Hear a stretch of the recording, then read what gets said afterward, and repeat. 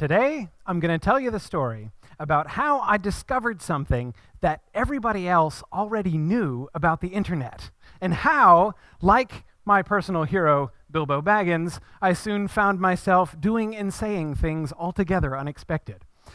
My story begins when I was an untenured faculty member confronted with the necessity to publish or perish.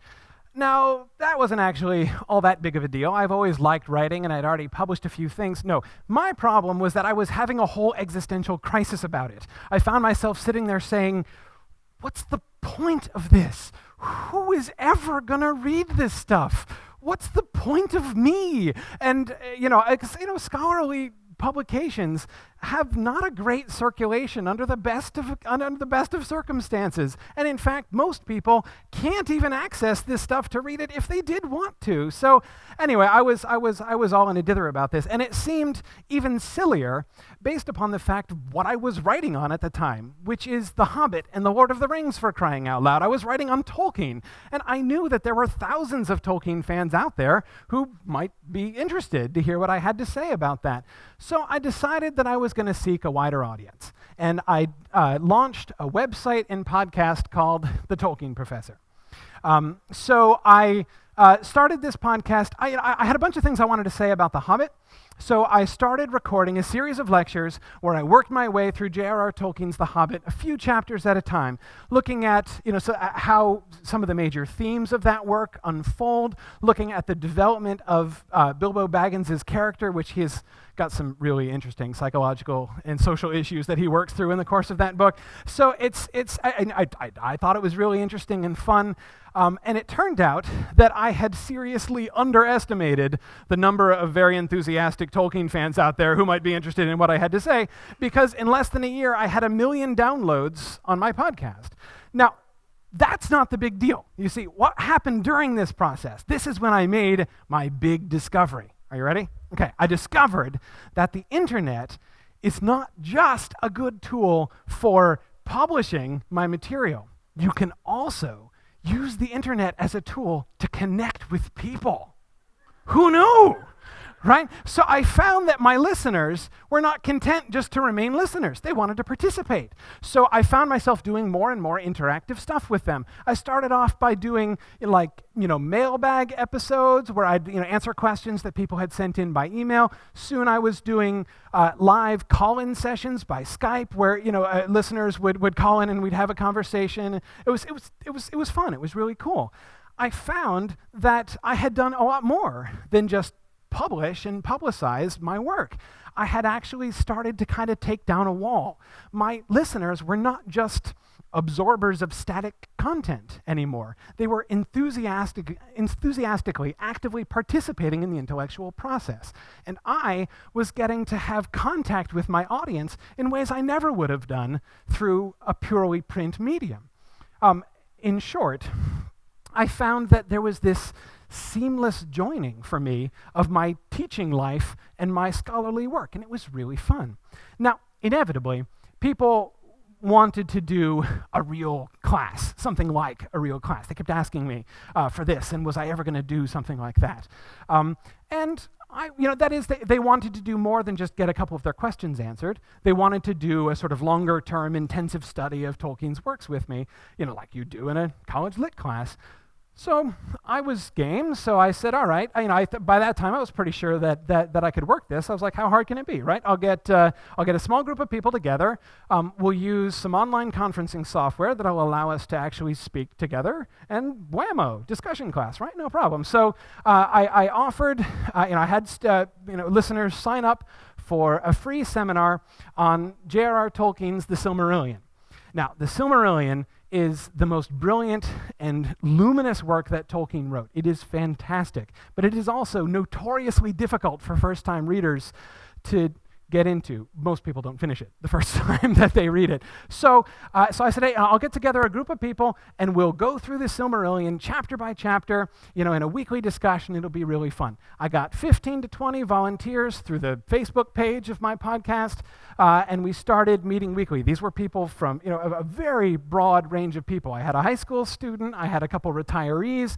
They were scattered all over North America, one in South America. and we met every week, every Wednesday night, to talk about the Silmarillion, and it ended up protracting their theme that they kept hitting on. They kept saying, one more week, in other words, to spend another week on the chapter. We ended up spending 40 weeks on the Silmarillion, over 10 months before we finally finished and got through. And the discussion class was fantastic. Now, I'd kind of expected that. I had already by that time begun to believe that there was really very little that I did as an English professor in the front of a classroom that I couldn't do online. And so I wasn't really surprised when the discussion class ended up being pretty rewarding, pretty satisfying. But I was surprised at the chemistry that developed in that group. See, I had thought that although the discussion class would be good, there would be inevitably, doing it remotely with everybody in different parts of the continent, that we would sacrifice the kind of camaraderie that tends to grow when you get people in the same room talking about stuff week after week.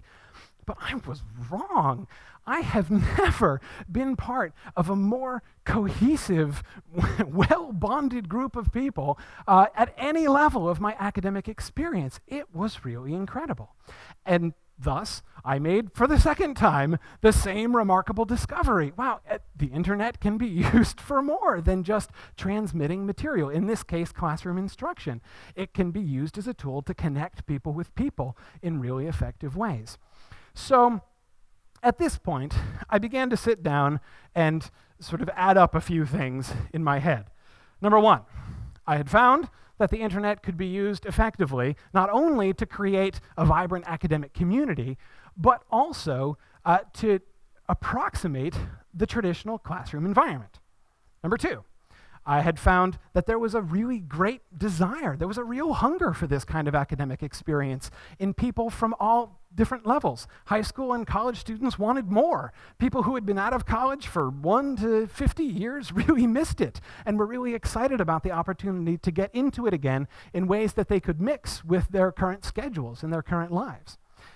Number three, the tools necessary to make that kind of experience available for people were pretty simple. Even I could use them. And so it didn't take me too long to work out this sum and realize, this is really something that could actually work. This is something that could be really special. So I started an independent online academic center for the study of Tolkien and imaginative literature, working primarily with the audience that I'd already established through my podcast, called the Mythgard Institute.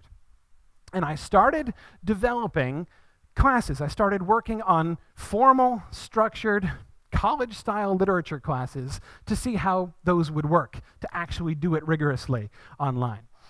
Now, doing this, I knew that there was one major challenge that I had to overcome, because there were two, frankly, conflicting goals that I had for these classes. On the one hand, I wanted to be able to reach everybody who wanted to learn. I didn't want to have to turn away a whole bunch of people. It was kind of heartbreaking the first time. I just kind of threw out on Facebook, hey, who wants to do a seminar on the Silmarillion?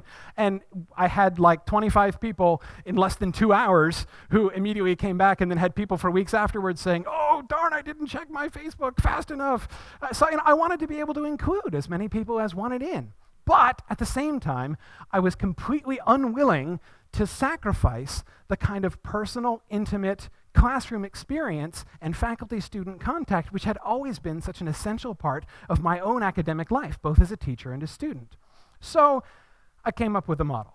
Mythgard classes are all taught by a team of faculty. You have the lecturer who conducts 2 sessions a week for as many students who want to be there. I could have hundreds of people in these classes, and it wouldn't make much difference. There is a streaming audio and video feed that the lecturer has, so the students can see and hear the professor live during the class. The students also have a text interface in which they're able to make comments and ask questions, which the lecturer sees in real time. So even in the large discussion setting, there's able to be some interaction between teacher and student.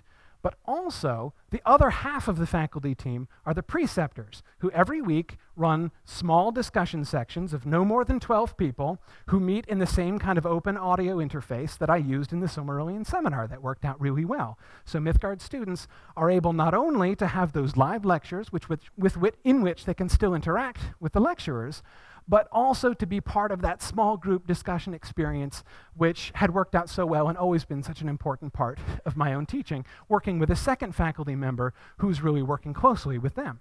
So I decided to give this a try.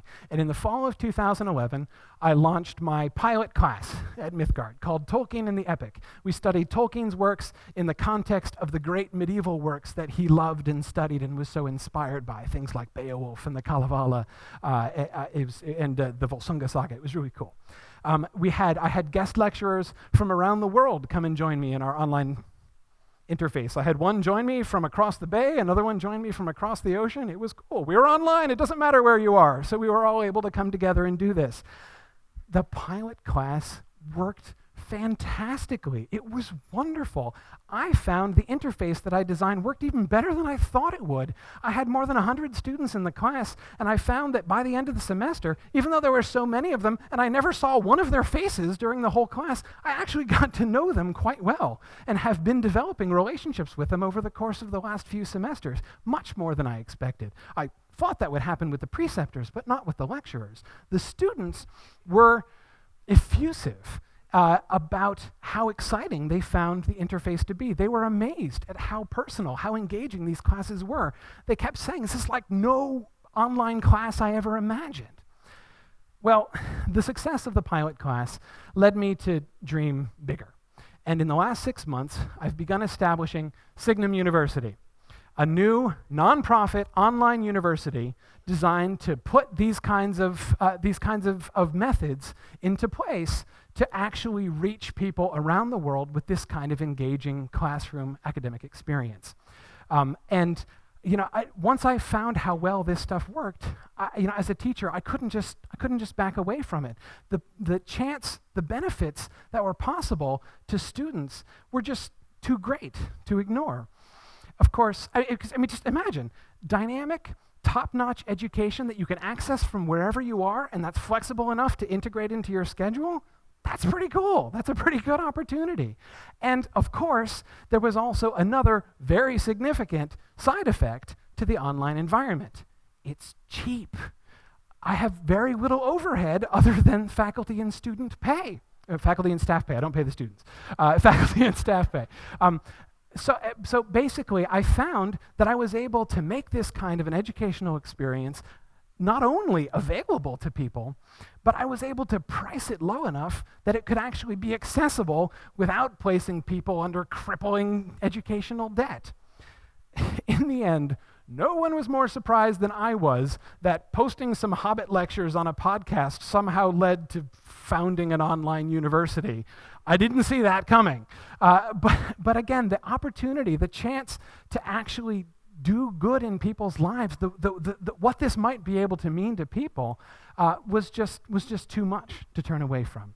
Though I had no idea it was headed in this direction, I have found that I can help to create a world in which people can step into a dynamic, interactive classroom from wherever they are, and where people don't have to choose between a great education and financial independence. Turns out that's not a fantasy world. Thank you very much.